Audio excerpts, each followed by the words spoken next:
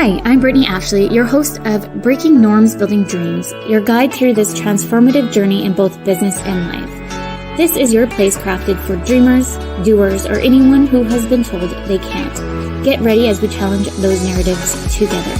You're tuning in live to the United Public Radio Network, airing on 105.3 and 107.7 FM in New Orleans. We are streaming on all the popular platforms every Monday at 3 p.m. Eastern Standard Time. Join me for a candid and thought-provoking conversation celebrating your unique journey because you are worth it.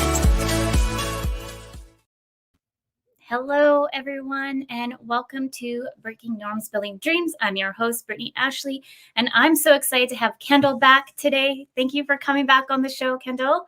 Thanks so much for having me again. Yeah, thank you. And if you don't know, we are on the United Public Radio Network, UFO Paranormal Radio Network, 105.3 and 107.7 FM in New Orleans. Get ready to escape the next hour as we break norms and build dreams today with Kendall. I'm so excited for you to be back on the show because today we're talking about ADHD in adults.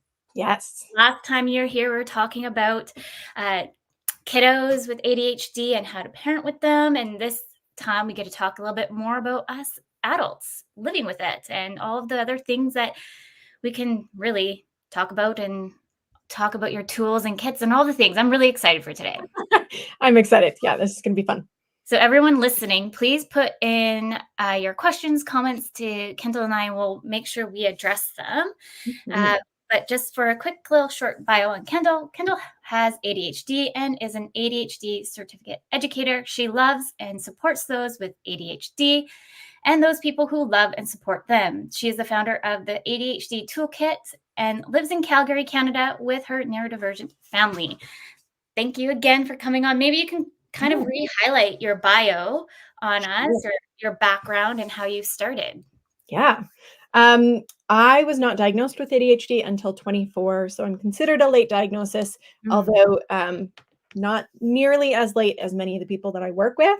I work with people right now in the test group for my adult course. I have people everywhere from 27 to 60 years old. Oh, wow. And most of them are recently diagnosed, which is it's super cool. But I grew up in a very neurodivergent family. My sister was diagnosed in childhood, and so I knew a bit about ADHD, and there were some things that hit with me, but I didn't struggle in the same way. Yeah. And I made it work. And I did it well. And it wasn't until the demand on my executive function system exceeded my capacity. Essentially, once I became a teacher and had to manage my own executive dysfunction as well as that of a bunch of children, it became way too much for my brain to handle. And so that's when I sought diagnosis. I taught in the classroom for 8 years. I taught fourth grade my entire career. Loved it. Best grade ever, in my personal opinion. I've taken it 9 times personally, but no, I love teaching. It was an amazing career. It was an amazing season of my life. But the demands of having a daughter with some medical needs, as well as just wanting to lean into supporting my family, led me down a different road. And that's what led me to support people with ADHD and the people who love and support them. I love that. Yeah. And then your website or your toolkit, maybe you can just highlight again about the toolkits and what. Yeah, for sure. So currently I have a course. It's a 15-week digital course. So 12 weeks of content spread out over 15 weeks because life happens, illness happens, vacation happens, But it's a deep dive into everything ADHD, understanding what's actually going on in the brain. Why do we struggle with the things we struggle with? ADHD is far more complex than most people realize because the diagnostic criteria really don't do the condition justice. So we do a deep dive into everything ADHD and how do we support that in a way that's neurodivergent affirming? How do we work with our brain instead of fighting our brain? Because neurotypical strategies, the strategies that the general population use, often don't work with our brain because we have a different neurology. Our brain is structured different physically and it functions different.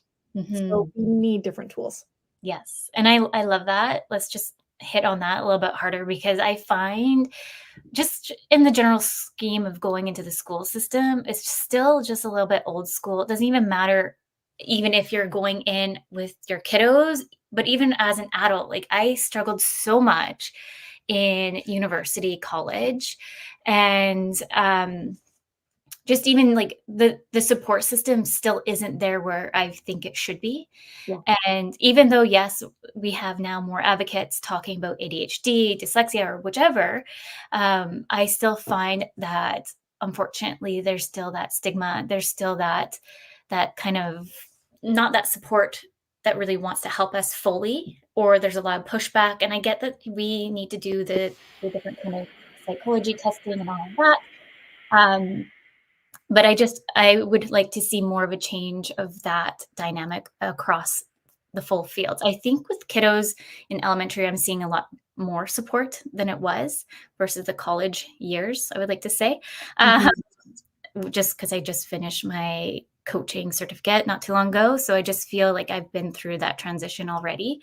But with that, maybe we can kind of talk a little bit about how ADHD differs in adults, because I know you've touched on it a little bit, but maybe we can dig a little bit deeper there, because what I experienced, but you might have it, and I'm self-diagnosed. Let's just say there, but That's great. I'll get there one day after the kids get all their. There you go. Yeah, it's a little frustrating that the process to get the diagnosis requires an incredible amount of executive function, right? Exactly what we struggle with. Yeah. It requires time awareness. It requires planning and prioritizing. It requires doing all these things that we struggle with to get the diagnosis that we struggle with these things. Exactly. It's and then a I bit of a get messy system. overwhelmed and shut down. And that's probably why I never gone through with my own process, just because I'm just trying to get the kids in alignment too, to make sure they're okay for school.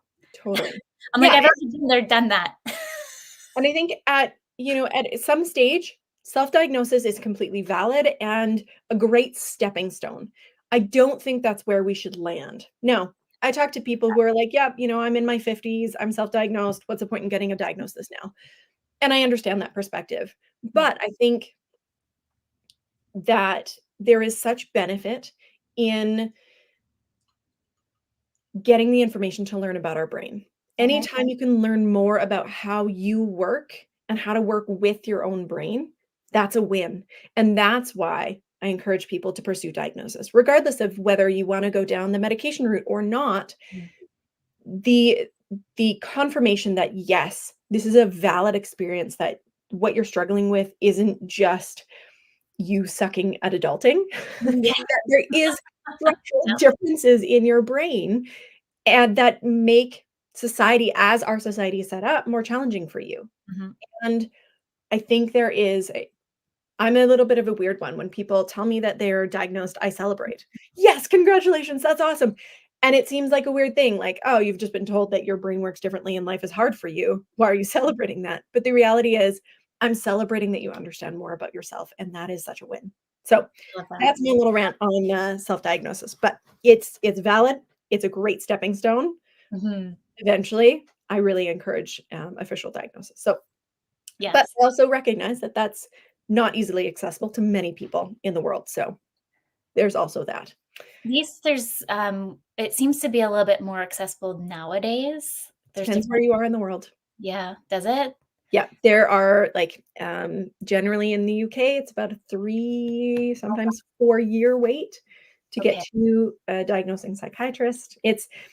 We are quite fortunate in Canada and the US to have many more options for diagnosis, and that's not necessarily the case around the world. So it definitely is easier now here, though. Sure. Because just even online that you can go and just to fill out. How do you feel about those places that I know it's kind of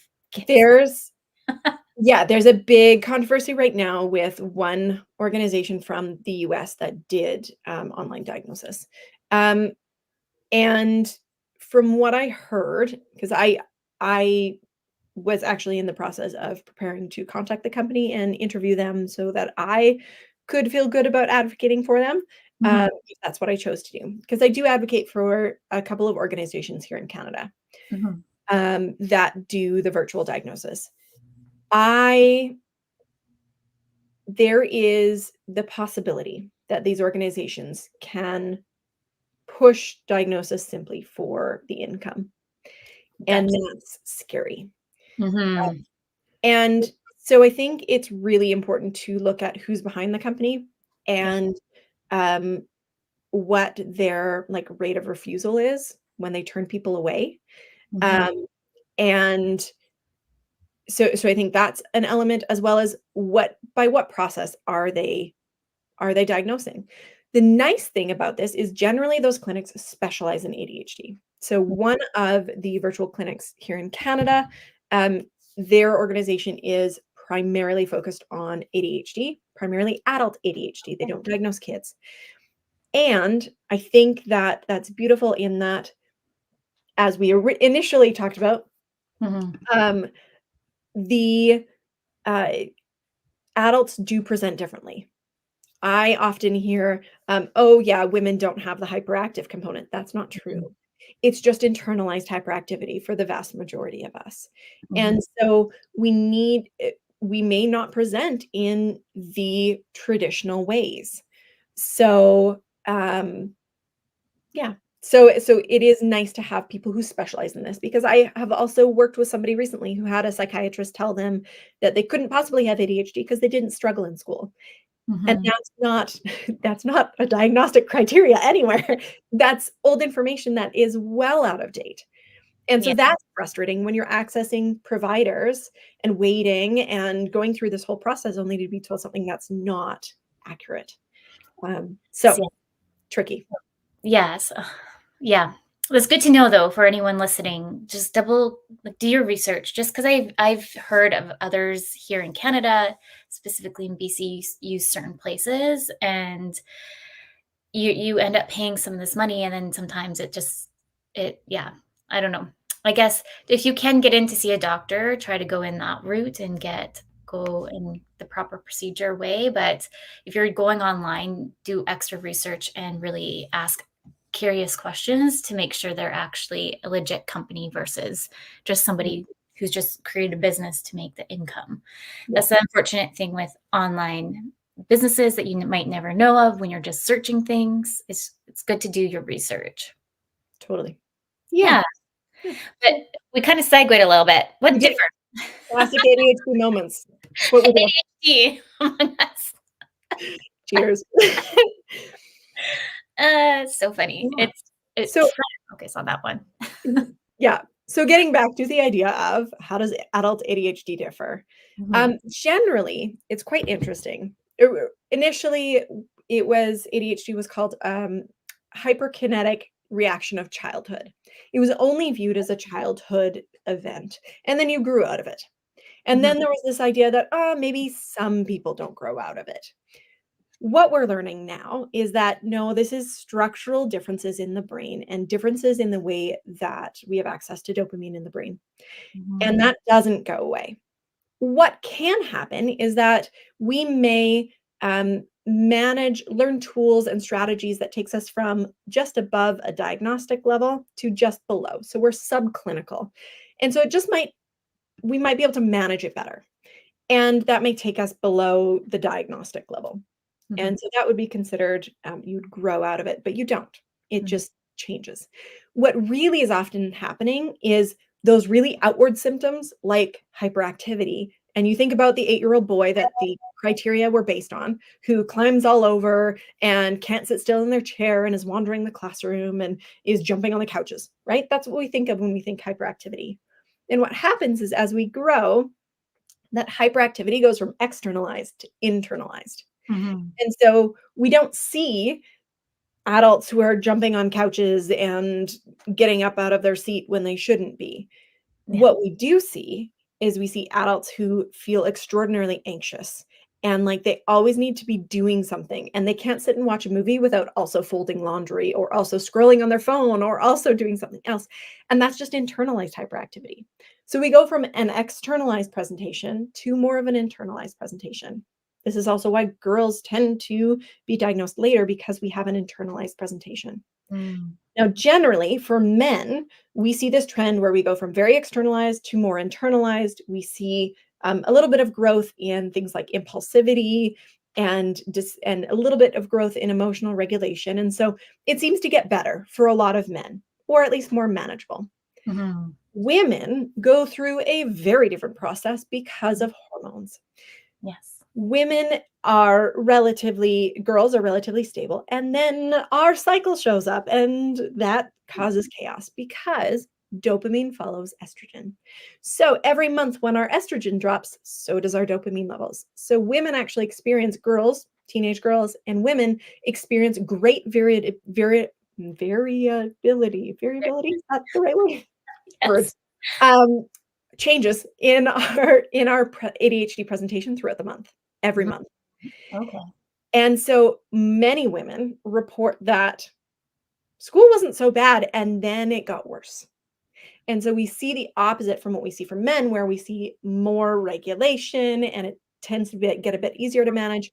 A lot of women say it gets harder to manage, which is why we have this Mhm. influx of women. And then perimenopause hits and Of menopause and estrogen crashes, and we go through it all over again. This is another big moment where we have women going, I was coping the majority of my life, and suddenly I have no estrogen, so I have no accessible dopamine. And what is this? Mhm.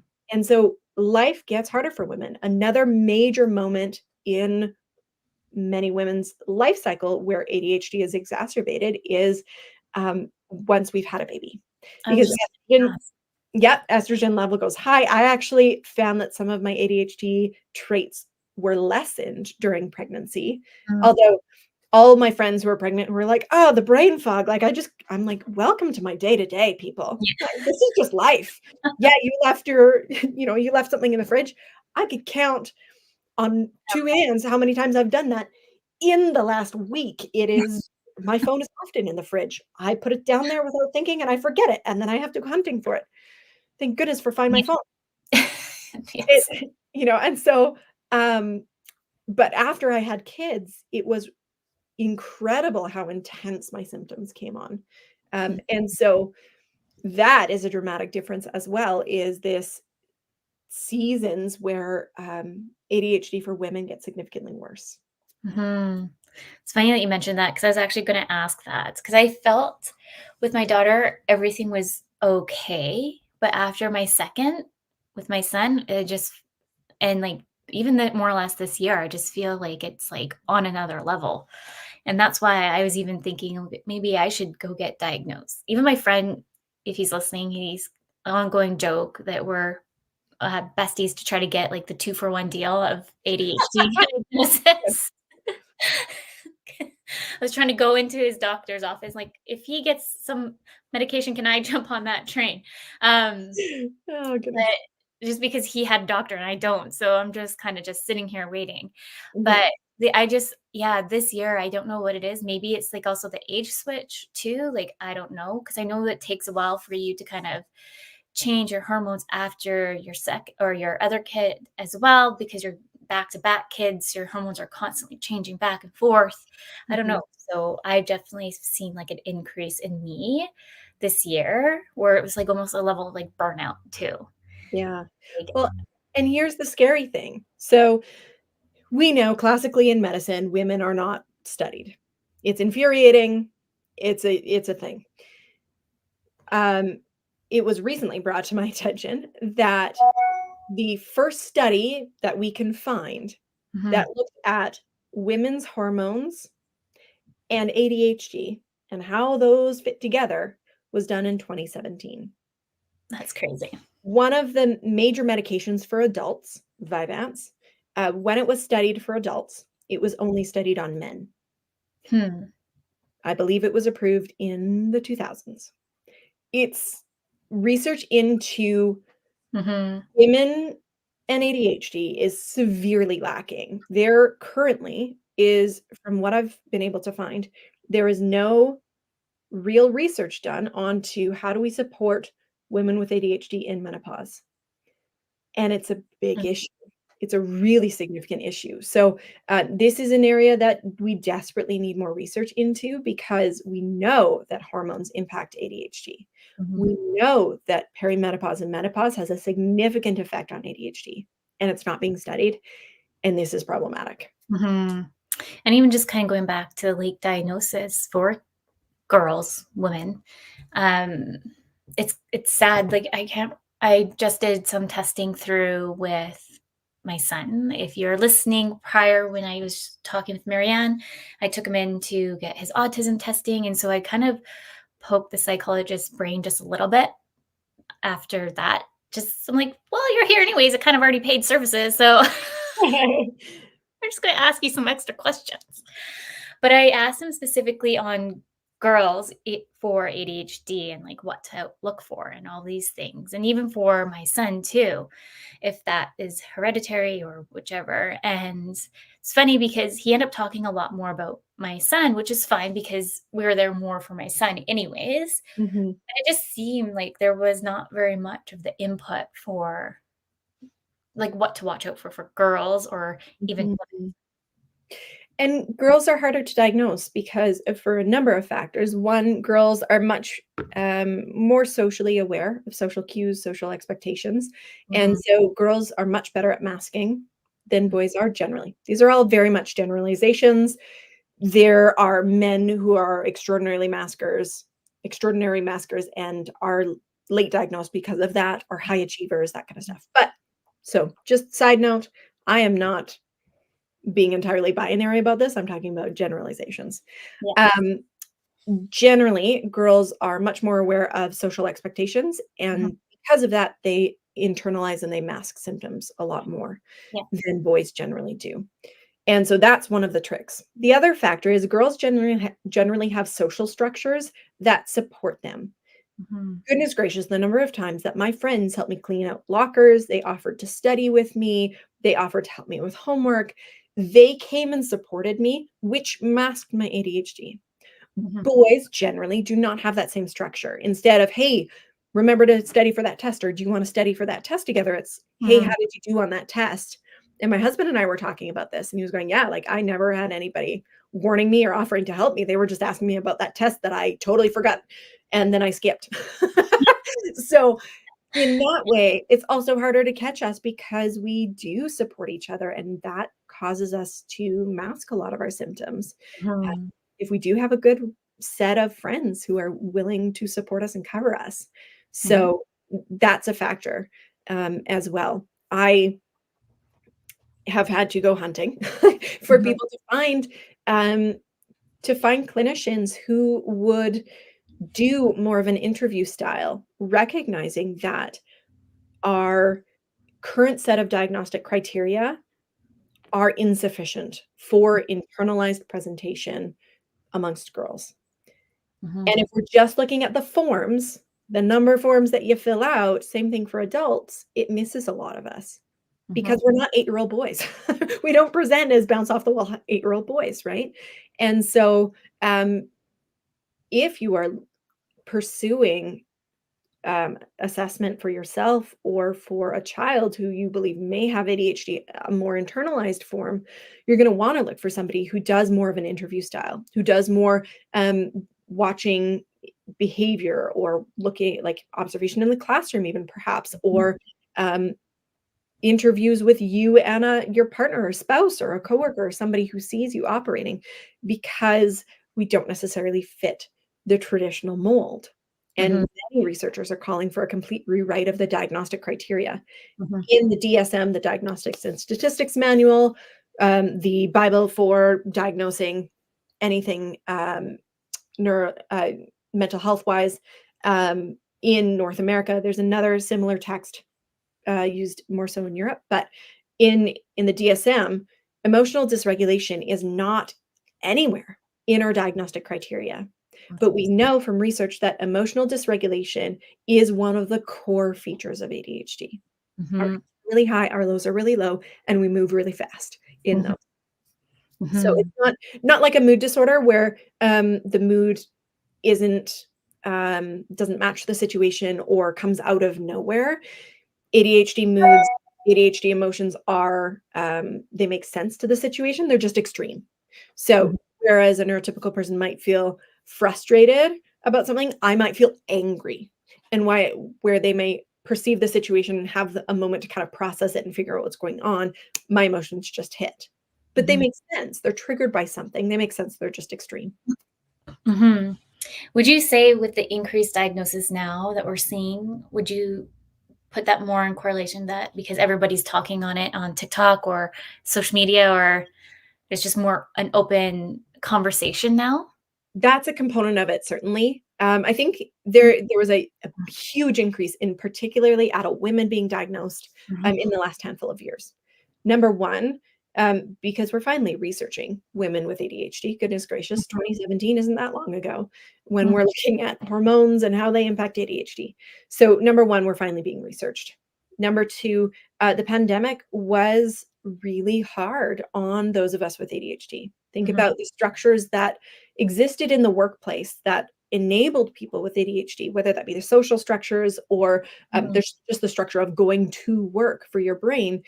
And then that was all removed. And suddenly we struggled more and more because we didn't have these structures that we relied on to manage our ADHD. So that was a component.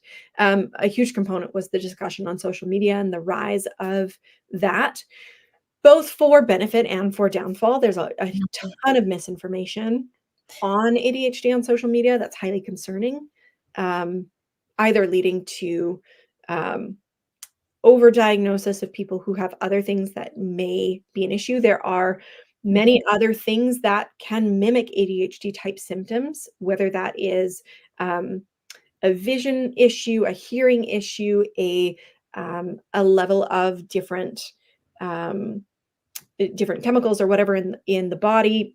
Low iron anemia can in a lot of ways mimic ADHD with brain fog and exhaustion and some of those factors.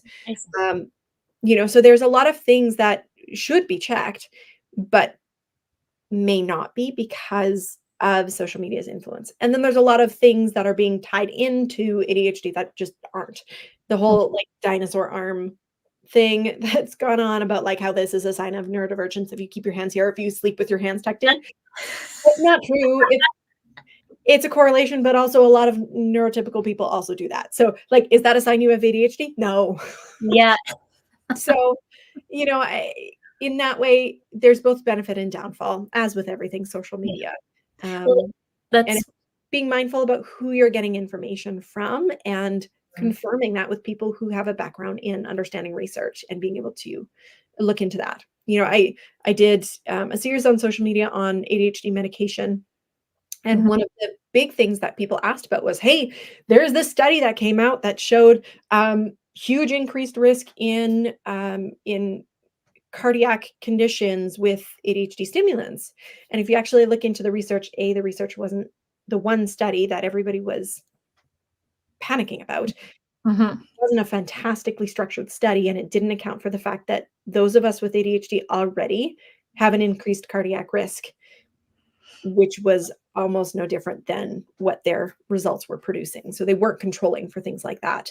And there are much better studies that show that there really is very little risk. So. Yeah. Well, and then it just kind of goes back to the whole beginning of the conversation too, is do your research. Because with social media, we have access to it endlessly. And so just because you see somebody talking about it, just take another look at their credentials and also to their background and maybe ask them more questions, and then ask your friends if they've ever heard of the person and so forth. Or Facebook groups are really great because I find you just go in one Facebook group and ask, there's somebody that can give some kind of feedback. And there's a lot of people who prey on people with ADHD to take our money, frankly, because it is really hard. And we do want solutions. We want our lives to be easier. We live life on hard mode. We don't have to. We don't want to. And I get that. But there are a lot of people who propose cures or they will fix you. Well, you don't need to be fixed. Your brain isn't broken. It just works differently. The whole neurotypical world work like a Windows operating system, and we are functioning on a Mac system. It's Our brain is just on a different system. It's not It bad. is. It's not broken. Yeah. It just needs different tools and supports. And I get very angry when I see a lot of the stuff out there that Mhm. research has either disproven or that has no proven research behind it that claims to um, fix us. I don't need to be fixed. I don't want to be fixed. There are beautiful parts of my ADHD brain that I wouldn't want to remove, even if somebody could wave a magic wand and take it all away. I wouldn't want that. Because I Exactly. love my brain. We'll step into like the 9 to 5 life a little bit. But Mhm. we're already on the midway point for everybody listening.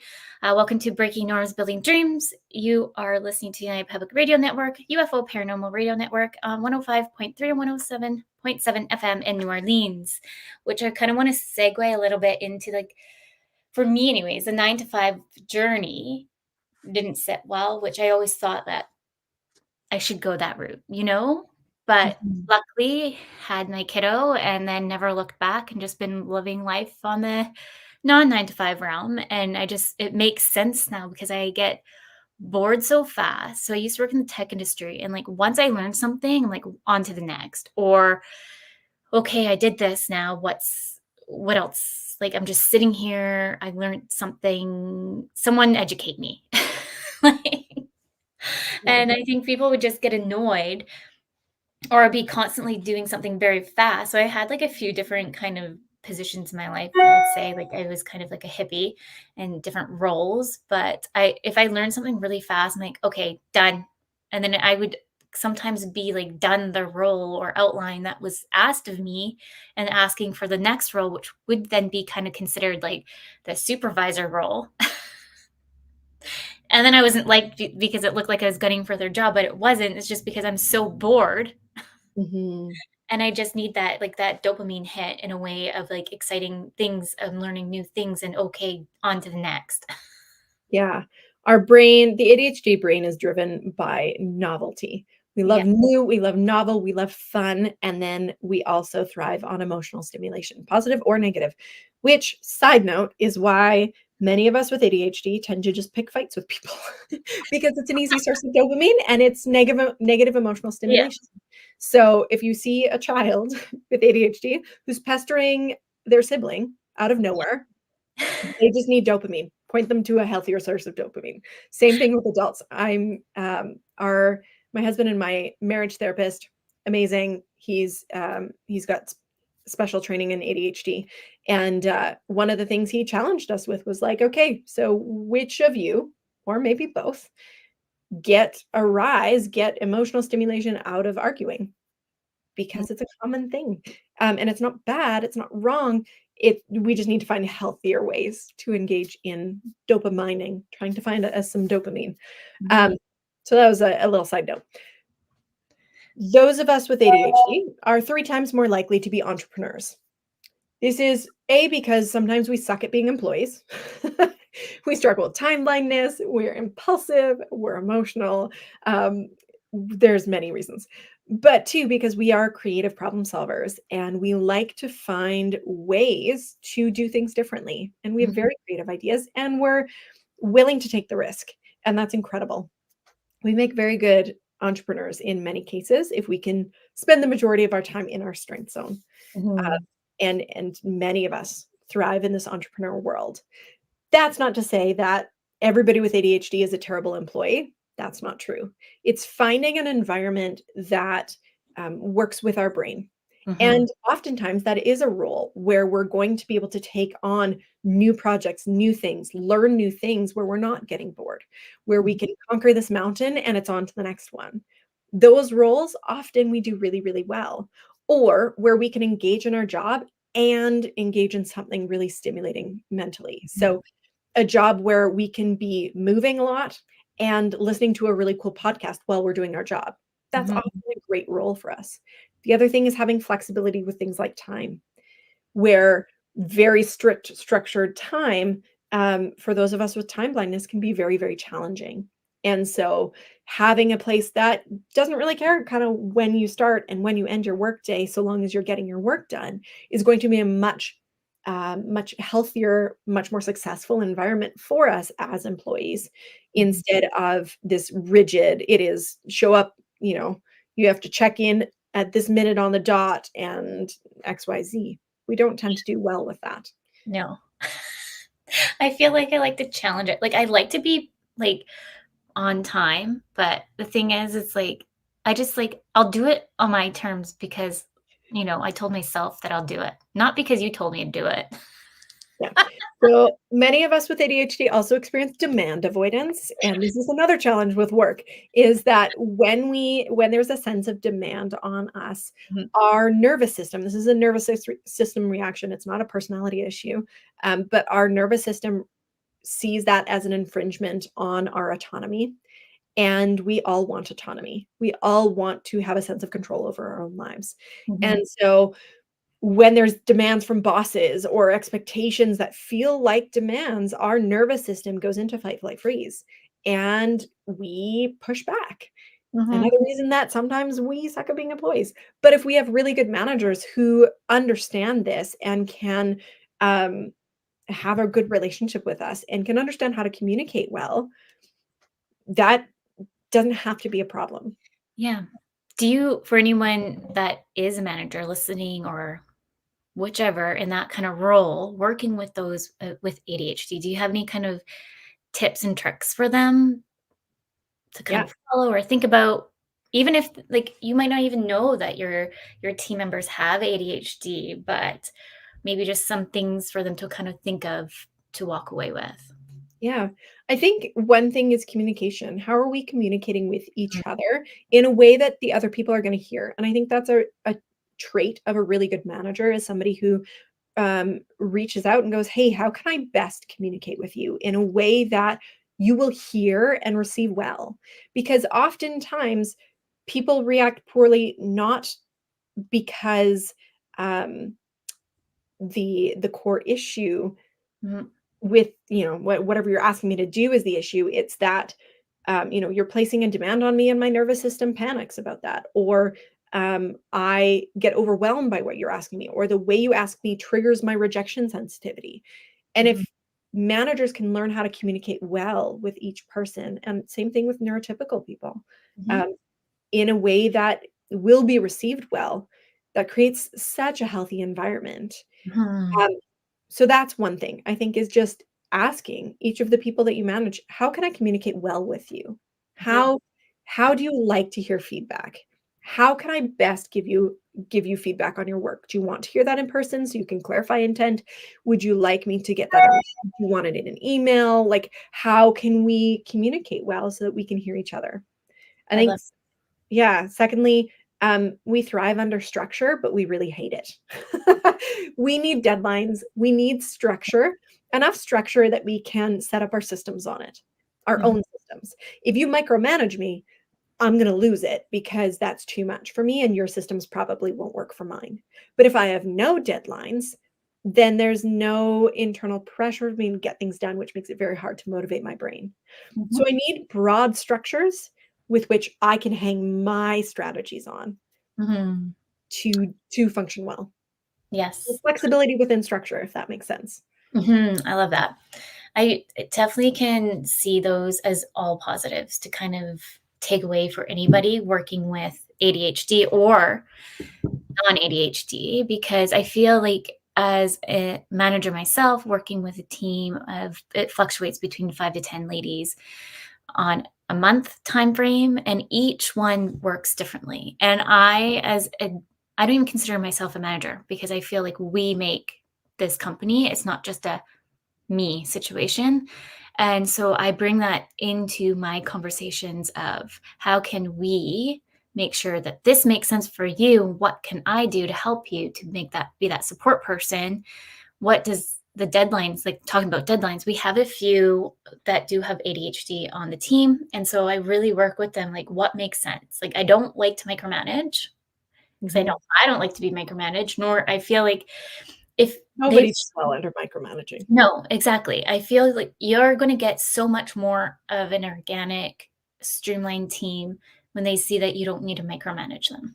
It's that trust level. Yeah, when you trust our people, you know, and I think about Dr. Barkley, who's has been one of the leading researchers in the field of ADHD.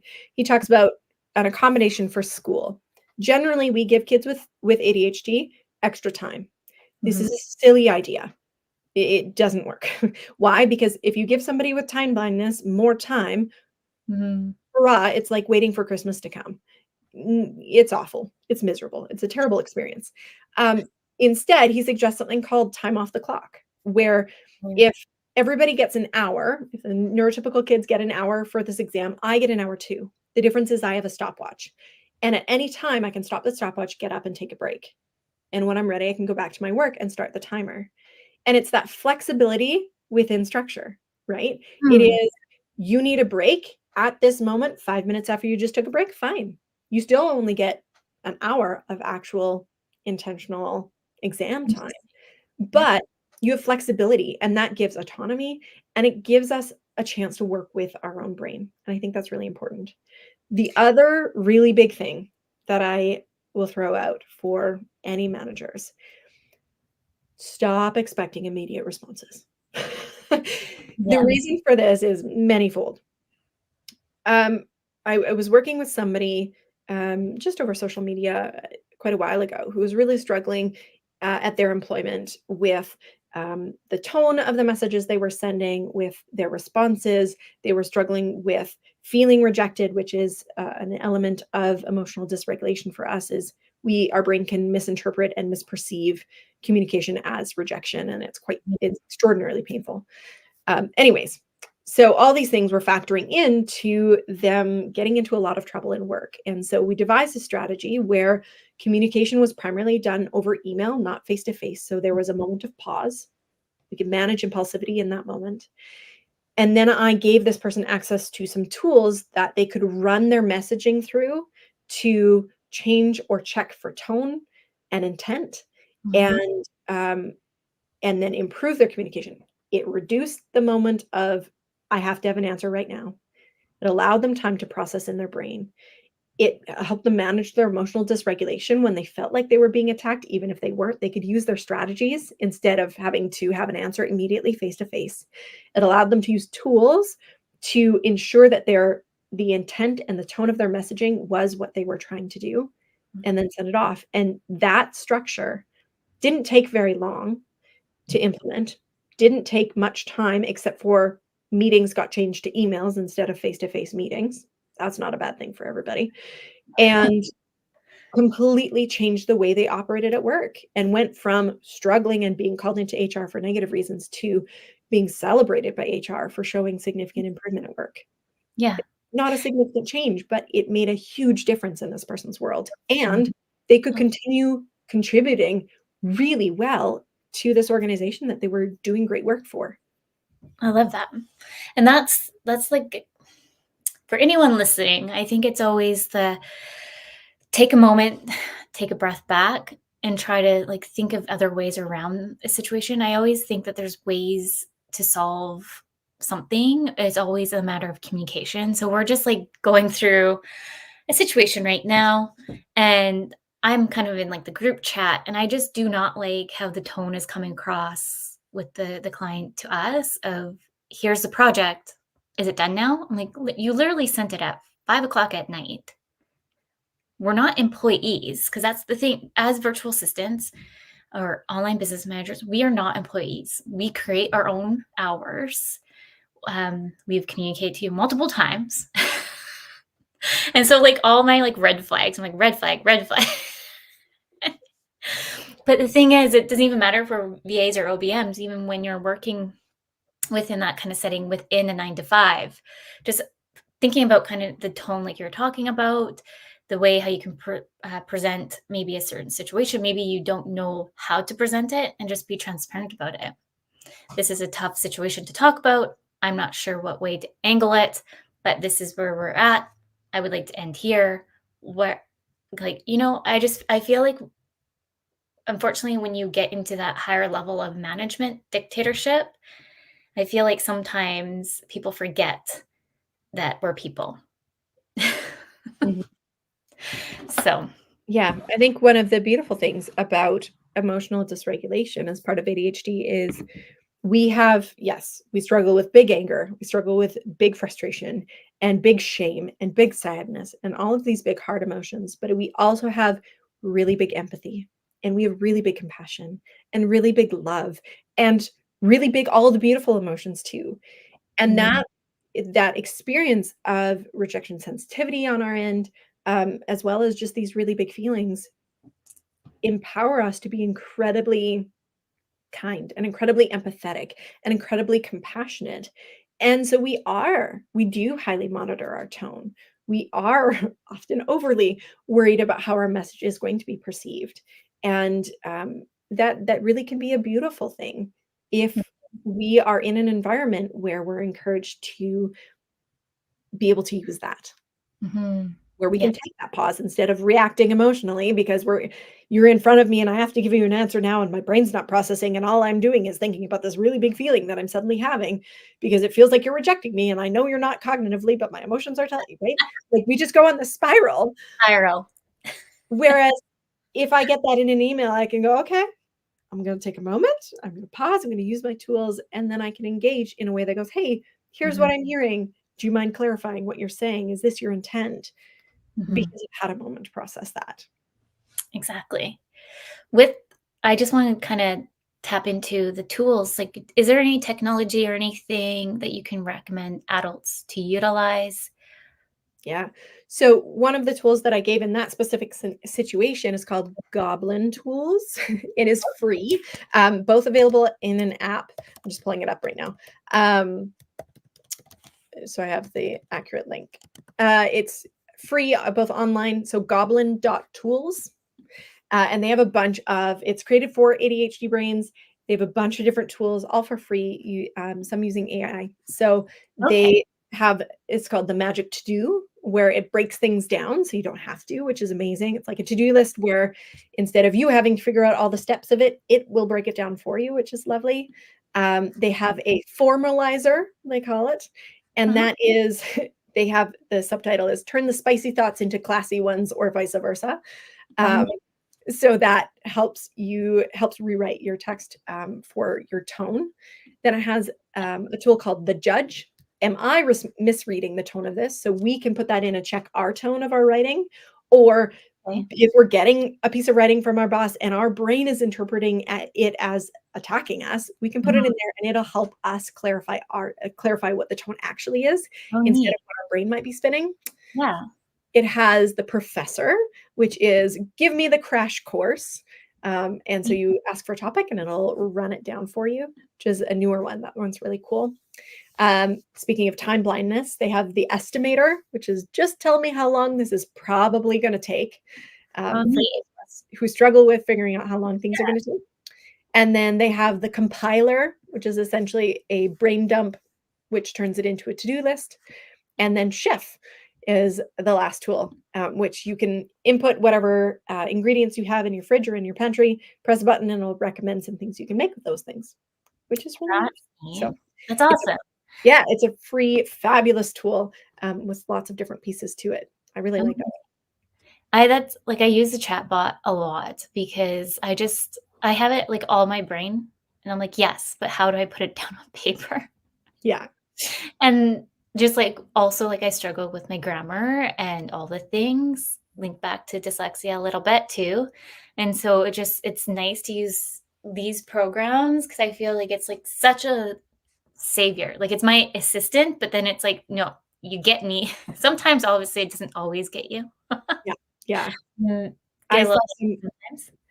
I saw somebody on social media talk about how they use ChatGPT when Mhm. they're overwhelmed or when they're stuck, and they Mhm. just talk at ChatGPT about all their issues, Yes. and then say, "Can you please summarize what I've said with the top 3 things that are in my way?"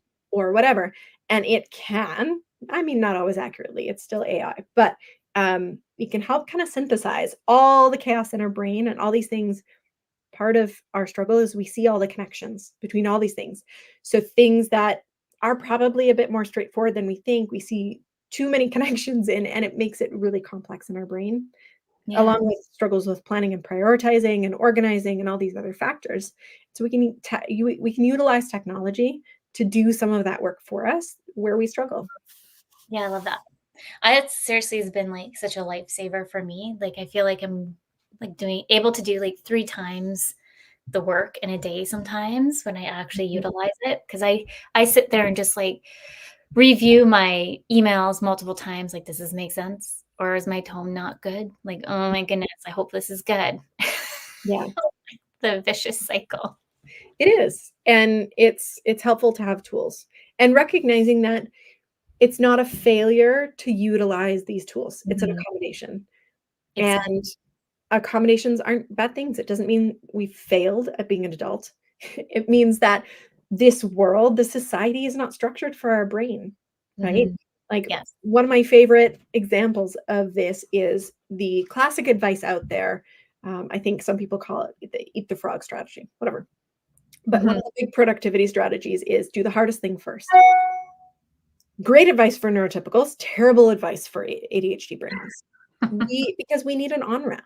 The best Yeah. thing we can do is choose the easiest thing to do first, and then use that as a ramp to get into more complicated, more challenging things. So that's where a lot of the advice, a lot of the productivity, a lot of the workplace setup isn't structured for our brain. When you understand the neurology, the actual chemical component of what's going on in our brain to start tasks, to create motivation, it works differently for us. So of course we would have different tools. Of course we would need to access different tools to allow us to function. It's like, if somebody does not have the use of their legs, that's not a moral failing to use a wheelchair. Yeah. It's just a valid tool that allows them to access the world that isn't built for people who don't have the same mobility. It's the same thing. It's just because it's neurological, people see it as more of a moral failing. And a lot of our ADHD traits are perceived as moral failings in our society, right? Being on time, that's perceived as a moral virtue. It's not, it's a cultural virtue, but because we perceive time differently, and because of that, we are often late, we're seen as lazy, we're seen as disrespectful, all these things. And that's not true because we forget things because of struggles with attention and working memory. That's seen as, chaotic or not focused or not attentive or not smart. And that's not the issue. All of these pieces are seen as moral issues because our home isn't organized. That's a moral thing. It's not actually, but that's how society presents it. And so there's a lot of undoing of shame that we have to do as well as finding tools that actually work for us. And I just going kind of back to the tools a little bit. Like I use tools a lot in school to rate my exams, and I was always ashamed to tell people it. I can't even remember what it was called. Like it reads to you. I don't even know. You put it through a machine thing and it reads it back to you. I don't even know. Like I just know they need to make something better because it was massive. And you would always be told, like you would always see the one person using it. It's like a queen chair. Oh, that person's using it. But I remember being like so embarrassed using it in university because it for me anyways, it just felt like guilty of like, I'm having something read this to me. Why can't I read it to myself? The true reality of it is that I'm just a slow reader. And so I just need somebody to read it to me because my brain just couldn't keep up with sometimes how slow or fast I'd read. And I mean, some of this definitely falls on the education system and teachers, speaking as a teacher, to frame the way that we talk about tools and resources, right? Like, what's the point of an exam? It's to figure out what you know and see if you know your stuff. It's not to read. That's not the point of the exam unless it's a reading exam, right? And so what's the point? Is the point to show what you know? In which case, who cares how you do it? That's not the point. And it doesn't matter if it's being read to you or you're doing it on a video or you're writing it by hand. It doesn't matter. You're showing what you know, and that's the point. And I think sharing why we use the tools we do. Mm-hmm. And that just as we talk about other differences that are visible, whether that be skin color or um, it, that one comes to my brain, the fatness, because it's so talked about, or gender differences, or sex differences, or, there's all these visible differences that we have. And there's no having different colored skin doesn't make you lesser than or better than. Just because you're a man or a woman doesn't make you lesser than or better than. We've worked on all these areas. What we haven't worked on is equalizing and normalizing brain differences, learning differences, different operating systems in the brain. And we have to have that same conversation. Just because your brain works like a Mac doesn't mean you have any better or lesser value than somebody whose brain works like a Windows or or another operating system. We each need different supports and structures to thrive, and that should be normalized instead of hidden. And that's my other frustration is tools are often hidden. Often shamed. Anytime you hide anything, it becomes a shame thing, right? But just because this student has a different exam that's hidden because we don't want to point that out. Well, now we're creating shame around it instead of empowering them with saying like, yeah, there's 5 different copies because different people need different things. This kid's going to get it one page at a time, and this person's going to get it on a blue paper because that helps their brain read it. This kid's going to have it read to them, and this, whatever. When we normalize tools, we remove the shame. It's so true. So that's a big push that I have right now is just, and then explain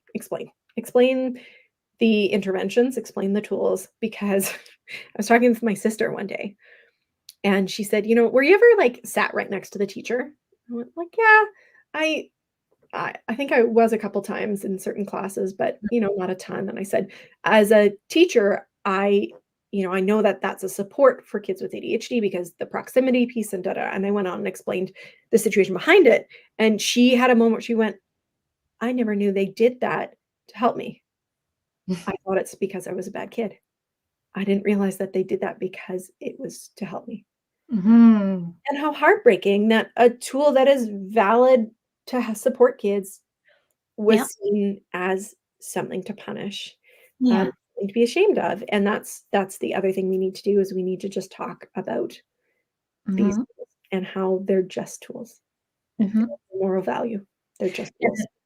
And that's the big thing. Like a lot of kids or even adults, if these things are not properly talked about, we're just kind of feeling ashamed and not understanding. So the more we educate, and that's one thing I love to do is I don't like to talk down to anyone. I ask them like, oh, like I'm just going use an SOP for an example. An SOP, we need this, and then I educate. Do you need more information? Okay, and then I break it down more. Not just we're doing it this way. Good luck. Like it's just once you start to build that education awareness on whatever the situation is, the more empowered the individual will feel. Absolutely. I'm just looking at the time. I want to make sure we hit on your toolkit, your registration waitlist. Do you want to just educate the listeners on this? Yeah, so I run my courses every September, January, and April, both for the parent and for the adult course. The adult course is brand new. It will be launching this September. So I don't have, it's not open for registration quite yet. Early August, I will open it, but I do have a wait list if you want more information and want to be informed when registration is opening. Awesome. Yes. Everyone go to Kendall's website. Oh, I did have it there. Nope, that's your wrong button. There we go.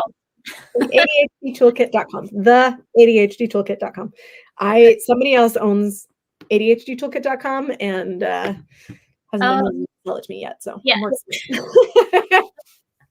Well, thank you so much for coming on the show again today and the other day. And anyone listening and haven't seen, I think it was episode 22 that you were on. No, wait, we're in episode 25. It was episode 16, I believe. So go back and watch that one.